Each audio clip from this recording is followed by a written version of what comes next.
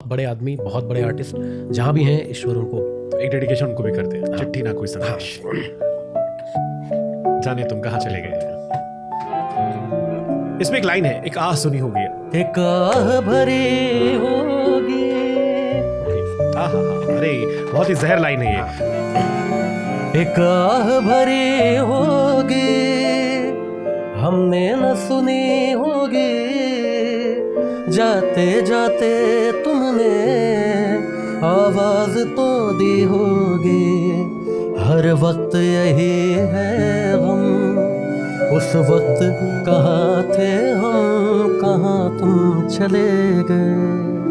चिट्ठी न कोई संदेश, जाने वो कौन सा देश, कहाँ तुम चले गए, हो कहाँ तुम चले गए। इस दिल पे लगा के ठेस, जाने वो कौन सा देश, कहाँ तुम चले गए, हो कहाँ तुम चले गए।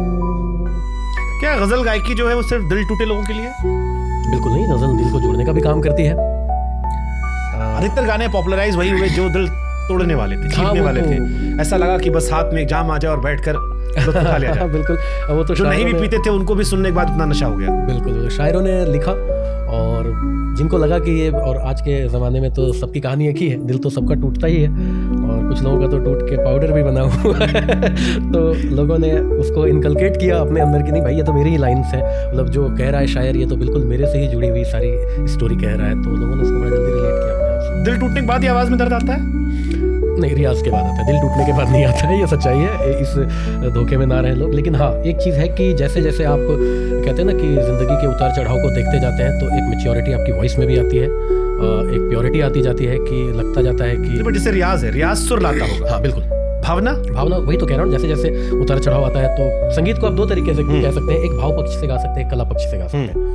तो कला पक्ष में शुरू में जब हम लोग म्यूजिक सीखते हैं तो बहुत तैयारी पे ज़्यादा ध्यान देते हैं कि एकदम ऐसे तान कर लेना है, ऐसे गले को घुमा लेना है, ये करना है। लेकिन एक वक्त आता है व्हेन यू क्रॉस 30 तो आपको लगता है कि नहीं, अब बात सोल की करनी चाहिए। तो वहाँ पे फीलिंग्स बहुत ज़रूरी है, क्योंकि ऑलरेडी आपने जीवन में इतने उतार चढ़ाव देखे हैं। You have gone through approximately 5 to 4 breakups and all. उसके बाद चीज़ें बढ़ती जाती है तो बहुत सारी चीज़ें होती हैं। गजल गायकी में सबसे ज़रूरी क्या है, स्वर, भावना या शब्द? तीनों एक दूसरे के पूरक है। कहते हैं ना कि संगीत सिर्फ गायन से नहीं हो सकता है, संगीत सिर्फ वादन से या संगीत सिर्फ नृत्य से नहीं हो सकता है। गायन, वादन और नृत्य तीनों का समूह जब बनता है तो संगीत है।